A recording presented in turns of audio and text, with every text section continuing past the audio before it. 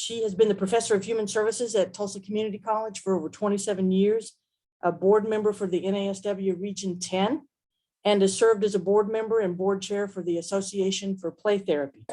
Dr. Wallace recently became the first Oklahoman to be nominated and elected as a board member for the Association of Social Work Boards, which is a high honor.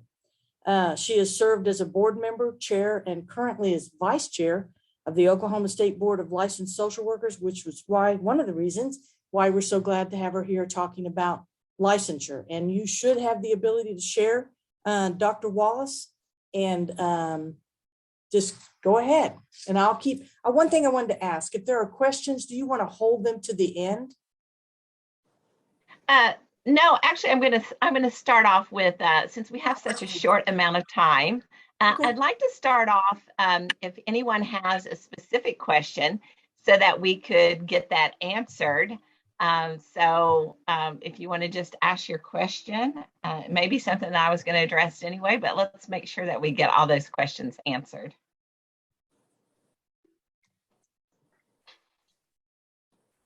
Here's one we have here. What prep book do you suggest? Okay. All right. Other questions?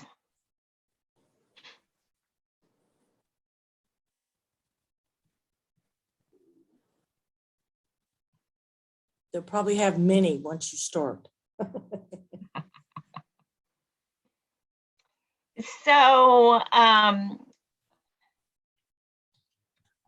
okay, so talking about the test and state transferability. Okay, that's a good question. I'm going to address that. By a show of hands, you can just use that raise hand feature. Let's see a show of hands of those of you who are currently licensed in some aspect. Anyone? Okay.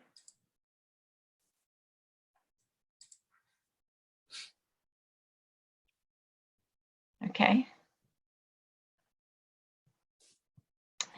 Okay, so I want to start off a little bit to talk about those of us who are licensed, and soon you'll be, you know, some of you will be license eligible as you graduate, be eligible for the LMSW. So one of the hot topics that was discussed when I was on the national board for the NASW, it always comes up about being able to transfer license. So transferability, portability, mobility, a lot of different words are used with that. And I will say that I have been involved with that issue of being able to transfer your license from state to state for over 10 years. And so it has been something that the NASW, the ASWB, and you know, our state licensing board have all been interested in.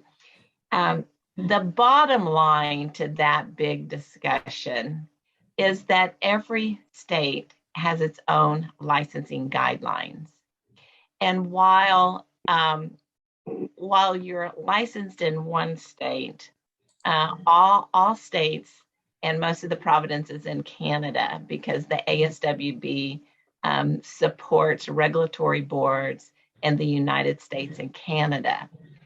And so all of us take one exam, the ASWB exam.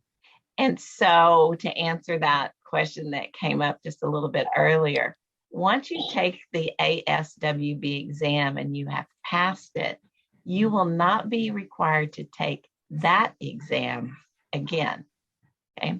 Because ASWB has the ability to share and validate that you have passed that exam, and they can share it with other boards. Now, with that said, there are some caveats. Some states require that you may take an exam proving some other kind of proficiency. They may have an extra ethical exam, or they may have a cultural diversity and inclusion exam. So you may have to take one of those exams, but you will not have to take ASWB exam again. The other thing that goes into our license being able to be transferred seamlessly from state to state is that with those licensing regulations within every state, in the state of Oklahoma, the licensing board operates as its own entity. In other states, it falls under a complete regulatory board that would regulate LPCs, LMFTs, and social workers. So they may be lumped together. That's not the case in our state. So there are different practices and guidelines. So that's another hurdle that we have to look at when we're thinking about having a license that transfers from state to state. And then there's that issue about who gets the money. Always about the Benjamins, right? So if you're going to be licensed in Oklahoma and you're going to be licensed in Arkansas and you're going to be licensed in Kansas, right now there are licensing fees that go to each of those states. So if you have one license that just transfers, then how will the states have their own fees and how will they maintain their own operations? So a lot of that's tied to legislation. And so we have to take that into account. So I will tell you that I have been on many committees and working on this for over 10 years.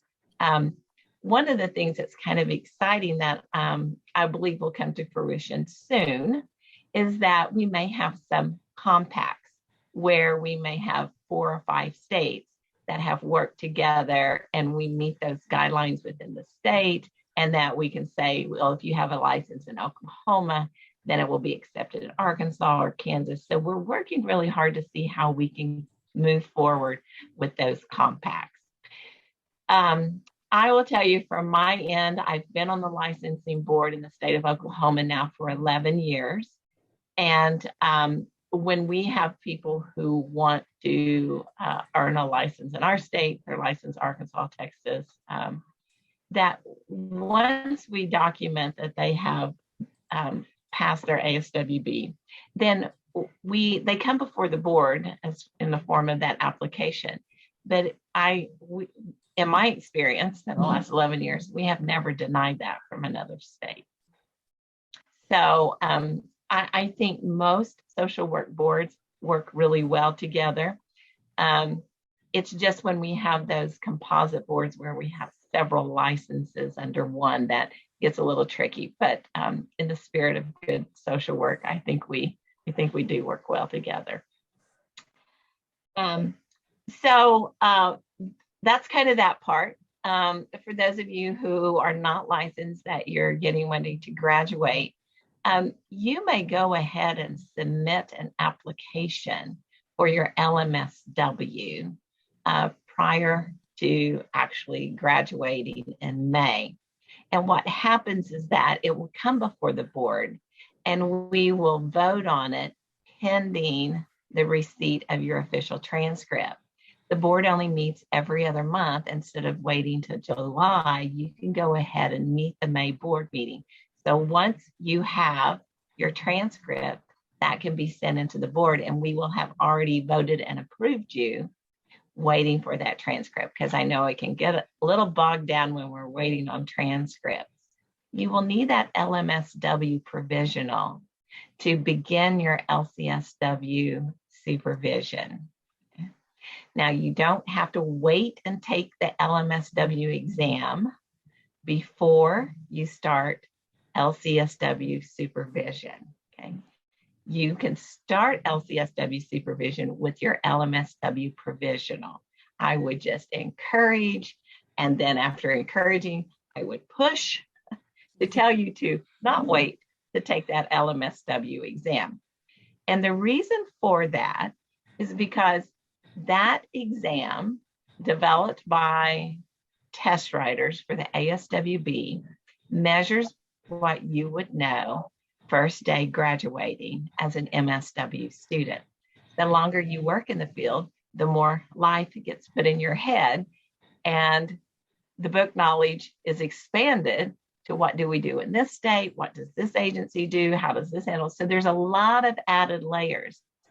So I would encourage you to take that exam as quick as possible. That's also kind of the same thing that happens with the LCSW once you've done your 4,000 hours, your 2+ years. As soon as you get that LCSW provisional, it's a good idea to go ahead and schedule that exam, because you do have a year to take that licensing exam. But if you should not pass it, then you have to wait 90 days. And if you run out of time for your 1-year LCSW provisional, then you're no longer eligible to continue supervision until you pass the exam. So if you've got your LMSW and you are in your LCSW provisional year and you wait till the nth hour to take that and you don't pass, then you're actually no longer under supervision and no longer under clinical work. So you sort of have to stop working until you can pass the exam. So take it right away so that you have multiple opportunities to take the exam. One of the things that I've noticed being on the Oklahoma State Board of Licensed Social Workers and now with ASWB is that sometimes people take the exam multiple times. And I have come to believe it's not because you don't know the material. A lot of people have test anxiety. But when you're in an associate undergraduate program, you take tests all the time. When you get into a bachelor's program, you take some tests and you write more papers. When you get into your master's program, you're doing more projects and more papers, and you rarely take an exam. So by the time you get ready to take a licensing exam, you've lost the practice of it. You have the knowledge, but sitting down and practicing, taking tests, especially online, can be pretty challenging. So I just encourage people to study. Of course, the ASWB online material is excellent study material. There's also the Developing Therapist website that has excellent study material, including coaching and exam prep. It's my understanding that the person who developed that company used to be an exam writer. Now, when you're an exam writer, you have to sign a contract that you won't enter into this type of a business for X amount of years. But that study material is excellent. I've known of people who have not passed the exam 2 or 3 times and then purchased that material, studied it, utilized the coaching, and then passed the exam. So that's one that I would recommend that you use to study.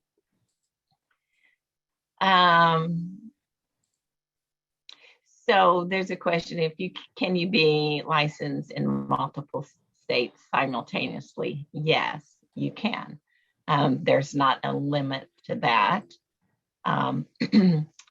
You just have to maintain CEs for each of those licenses and those licensing fees for each of the states. Most states will accept continuing education credits that are from the ASWB, because those we work with multiple agencies. Some states want their CEs to come from their own CE providers. So you'll need to check with that to make sure that you're meeting those CE requirements to continue licensure.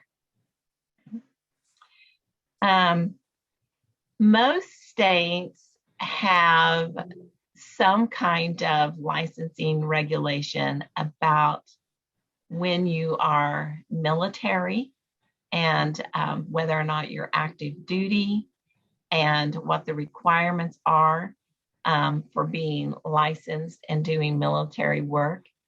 So there's not a different license. It's still the LMSW, the LCSW, or some states, it might be an LI, licensed independent clinical social worker. We don't have just a designation for just military, but you'd want to check what those requirements are about transferring and or CEs for that requirement.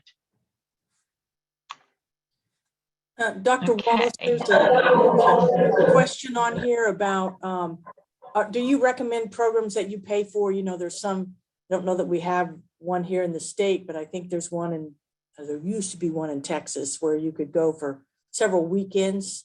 So that was one of the questions. So I do know that some of my colleagues have utilized that workshop out of Texas. I think it's taught by maybe a former University of Texas faculty and have found that useful. I think it really depends on your learning style. Are you better being in front of someone and listening to the information? Are you more equipped to read it and learn it, listen to audio tapes? I don't know that we really have any research that says one is better than the other, but I do know that ASWB exam materials are right on target, and the developing therapist materials are right on target. And I'm looking over the questions. I think you answered. There was a question about taking the test again in another state. And I believe I heard you answer that one, and you've answered the military base. When should social work students begin prepping? I believe you've addressed that. And the multiple states, license in multiple states. What other questions does everyone have?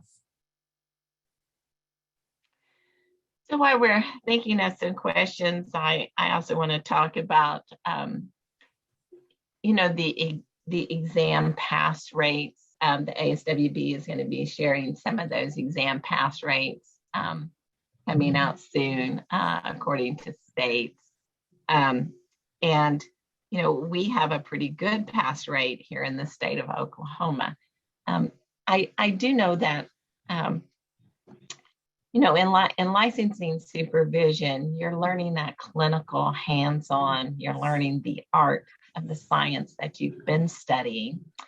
And so there's not necessarily talking exactly about exam questions. But if you work in an agency where you may be limited to different clinical diagnoses, so maybe someone's doing their work in a group home or residential facility where most individuals in that setting have one kind of clinical diagnosis. That kind of limits you sometimes on gaining some of that knowledge that you would need. So if you were like in a community mental health agency and you had both children and adults, you would have experiencing a lot of different individuals who have different symptomologies to where you have more hands-on experience with the DSM and the diagnosing part.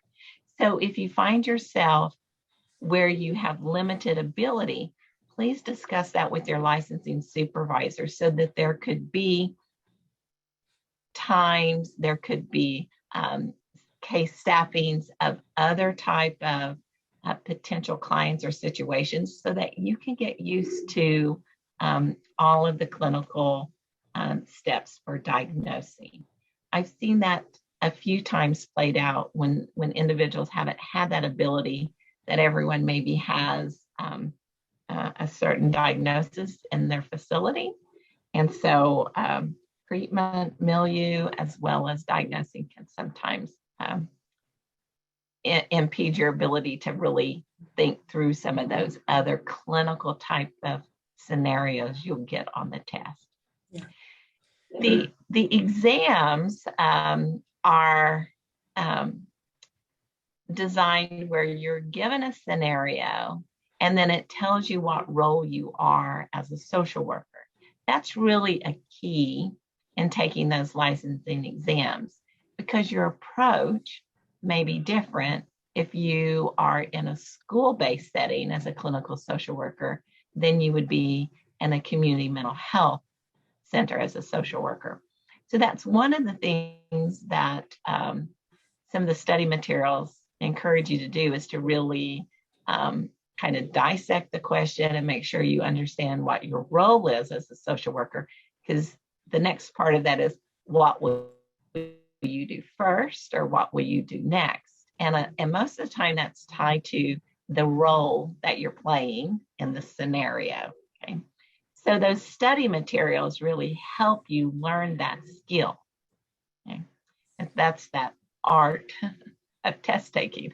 Yeah. Because it is an art. Well, one of the things that I like to encourage my supervisees to do is to, there are a plethora of online type of tests. And so that you get in the habit of test taking, I encourage you to take tests in subjects you don't know anything about, like underwater welding. Not because I want you to know that material, but I want you to gain that skill set. What is it like to think through a question? And just practice that. Of course, you want to study your clinical material, but I like for you to take several different type of tests, so that you're getting familiar with how questions read, what they're looking for. So that's another good licensing exam prep kind of a approach. We have some other questions here, Dr. Wallace. Somebody has said NASW OK is putting on a spring licensure prep course. Do you know if that is a good one? Unfortunately, I have no knowledge about that particular course being offered. I don't know who's, I see that NASW Oklahoma is doing it, so I don't know the individual. I would assume that they're using material that's out there. So, but again, I'm not privy to know who's doing it, but I want to give a plug here. I know that you all join the NASW as students pretty much to get your liability insurance at a lesser rate. And I want to encourage you to not ever drop membership in your professional organization. It is so very important. I never dropped my professional membership. Been a member for, nearly 40 years. And when I was on that national board, and I would go to Washington, D.C. to lobby on behalf of 650,000 social workers. As I'm walking, there's the, the Capitol building. I would always be so emotional. Now, when you enter the Capitol and you're crying, you're going to be whisked to the side because they're like, why are you crying? Are you coming here? Or you have malicious intent? And I'd be like, no, I'm just so overwhelmed and humbled that I'm here to lobby our representatives on behalf of social workers. After my 3 years of doing that and going about every couple of months to DC, they go, oh, that's that social worker from Oklahoma. She always cries. So she's fine. She doesn't have any weapons of mass destruction. The things that the NASW in Oklahoma and nationally do for you, you should continue to support, because they support all social workers and the work that you do on a daily basis. The boardroom for the NASW in Washington, D.C. is on the 8th floor of the APA building, and the boardroom faces the Capitol with all windows. So when you're sitting in that boardroom, you know that you are working on behalf of social workers and everyone they serve. And so continue to be proud of your membership and continue to support that. Yeah. Now, Dr. Wallace, you talked about some electronic places that you can go, and the ASWB has some testing. There's someone here that may be kind of old school like me and prefers a book form. Are there book forms on those websites you talked about, or do you suggest one? Yeah, the ASWB does produce a book that you can buy. There are other exam prep books. The developing therapist has some things that you can print out, so you are able to highlight and go back to. I'm kind of old school too. I like to have books and put my hands on it. But yeah, so anything that, the ASWB prints or puts out there, supports up would be perfect. Yeah. And then I think this is a particularly good question. If I'm not sure I want to do clinical social work, should I go ahead and get licensed just in case, or can I go back and do supervision later on? Well, you certainly can go back and do supervision. I would really encourage you to go ahead and get licensed and to stay part of the profession. It's easier to get that licensure now. Even if you're not maybe going to work full time, you're going to work part time, you can still be under supervision. I do think it's easier to go ahead and get that.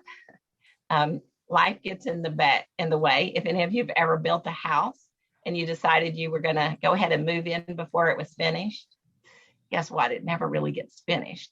And so that's kind of my approach. Go ahead and get licensed. And you may not ever do clinical work, but one of the things that we see constantly in the field is that when agencies are looking for administrators or there's grant monies, oftentimes having that license is what's required on the grant or what's required in that job description. So I would encourage you, you've invested all this time to go ahead and get licensed, because once you have it, you just have to keep your license up by keeping up with your continuing education. So let's say you become licensed and you go a different route and you open your own bed and breakfast, and that's what you're doing. And you're not really engaged in clinical social work practice, but you continue to have your continuing ed, you can keep your license.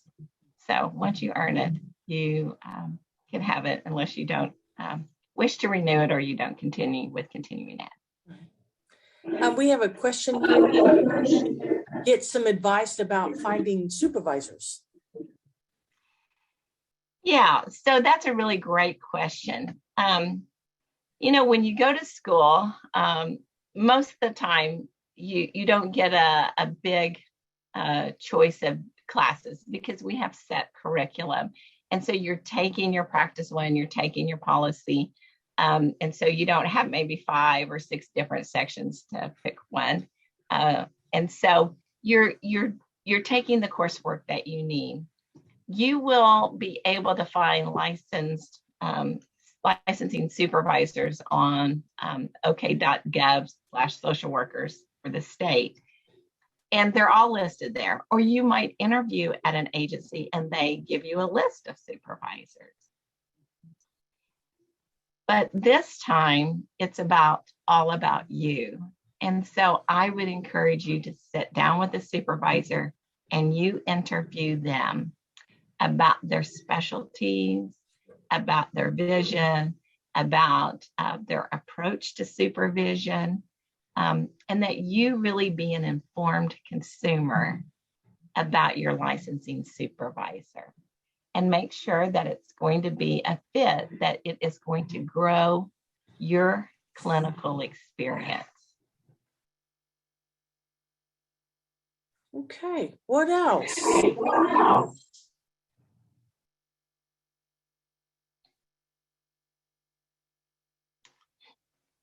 The other thing to kind of think about maybe in licensing supervision is when you're, after you've graduated, you're looking for a job. And I'm here to tell you that we have a critical shortage of licensed mental health professionals all across the United States.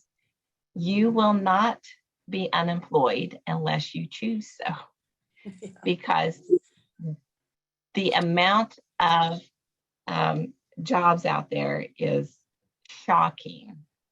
And there's a lot of different factors. Like right now, I have a private practice that I see people a couple of times a week, and then in office, and then I do 1 day a week doing equine mental health therapy. It's not writing, but so I'm currently booked out until the 1st of June.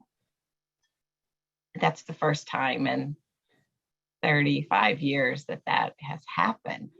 It's just, we have this critical shortage. So when you are interviewing, because agencies need you and the community needs you, please be sure that you ask a couple of questions. One, how does the agency support licensing supervision? Meaning, do they allow you to do that during the day, block out your schedule, that's your hour, or do they require that you do that before or after work? That's a big question to ask. The next thing to ask is to ask if they pay for it. Okay? So licensing supervision in the state of Oklahoma is anywhere from $35 to $85 an hour is what it's kind of the going rate. Most people land somewhere around that $60 to $70 rate. And so you're just coming out of school and you have student loans you'll eventually probably be paying back, and you have all the things that you have. So it'd be really nice if the agency pays that for you. Okay. And social workers don't really do a really good job of advocating for ourselves. And so I encourage students, if you don't advocate for yourself, you can't really advocate for your clients. So just ask, do you pay for it? Some agencies will say, yes, we pay for it outside of the agency, or we pay for it if it's within the agency. So just ask those questions. And then ask what the rate is that they do reimburse for. And then the next thing to ask is to ask about their policy on continuing education, because that's an expense that we all have. And so many agencies have what they have, professional development. You have your own professional development budget. So, you have X amount of dollars that you can spend on professional development. And then they allow you to spend that however you want to, if you're going to a conference, if you're doing something online. But you want to ask about that, if they support that. Because if they don't, you have to think about that in terms of that being added expense for you and getting your CEs.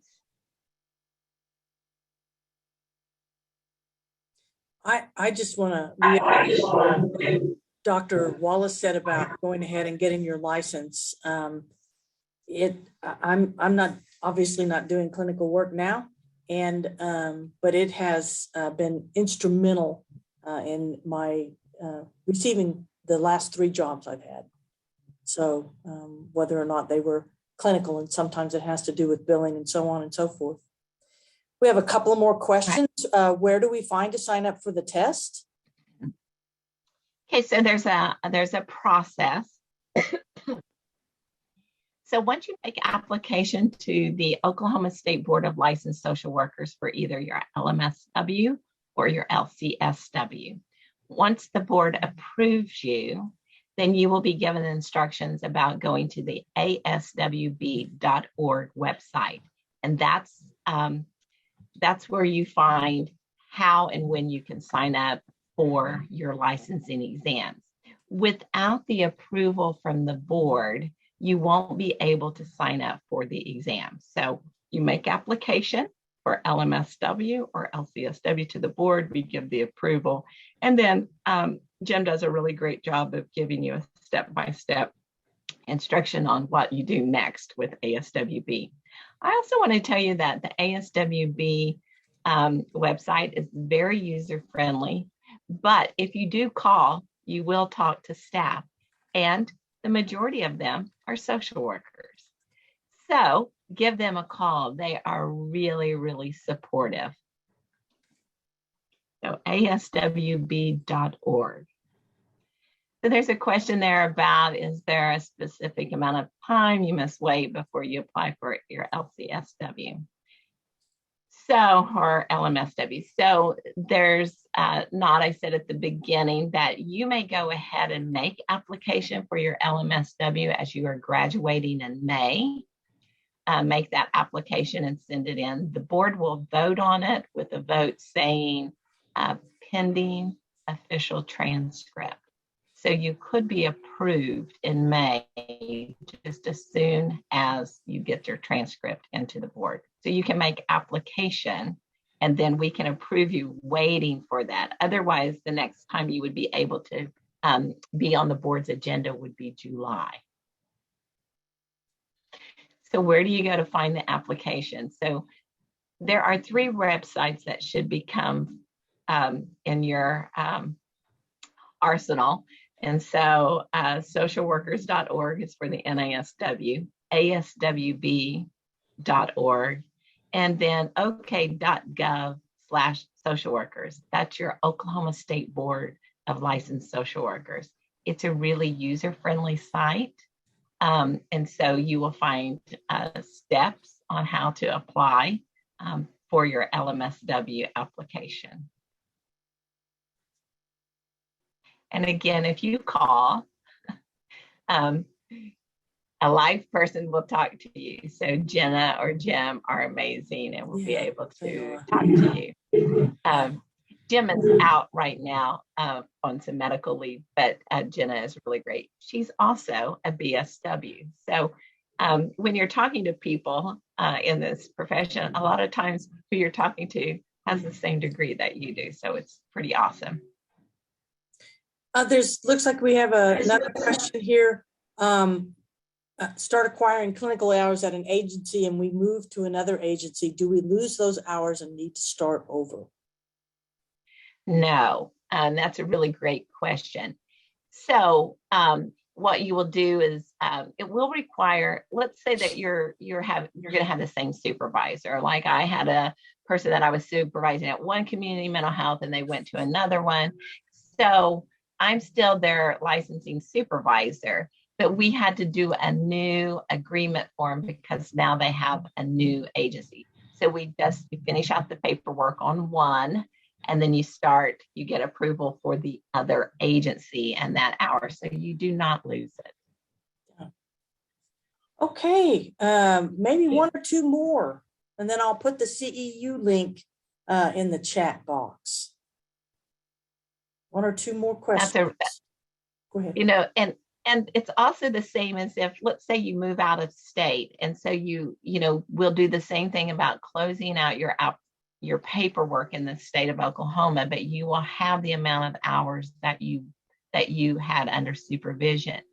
And so when you start in another state, they can take those hours. Their board will vote on it and decide how they want to take it. But most of the time we allow that supervision hours to also carry over, even if you haven't completed your licensure. So we just want to find out those requirements and talk with that other state that you might be moving to.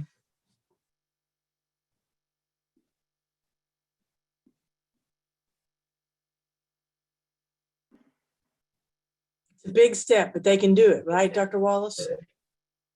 Yes. And, I'm available. You can reach out to me anytime you have questions. I see lots of names on here that were former students of mine at TCC. So I'm still at the same place for the time being. I am going to retire soon. In a few years. Dr. Potts is retiring at the end of July 30th is the end of hers. And so in probably about 3 years, I'm gonna retire as well from the college. But so I still have the same cell phone number and still the same email. So pretty much you can find me. Yeah. Well, I'll go ahead and put this in the chat, and Austin has reminded as well. But there is the link for the CEUs for today. Again, if you are going to attend some more sessions today, you only need to do it once. Dr. Wallace, I absolutely appreciate you being here. I think it's always good to get information about licensing from the experts, and you were definitely one of those. So did you want to, would you be all right with putting, if you want to, you could put your email in the chat? If you're good with that. Yeah, I am. I'll leave it, put my cell phone in there.